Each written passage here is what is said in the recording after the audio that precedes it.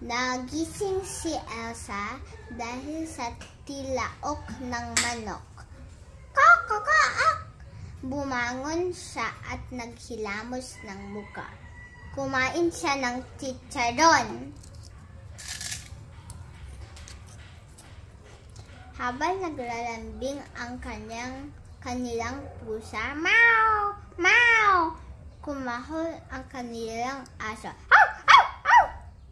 Nang may marinig itong motorsiklo sa labas. Rum! Rum! Rum! May kumatok sa pinto. At ito ay dahan-dahang bumukas. Pumasok ang kanyang kapatid na si Anna. Biglang umulan ng malakas.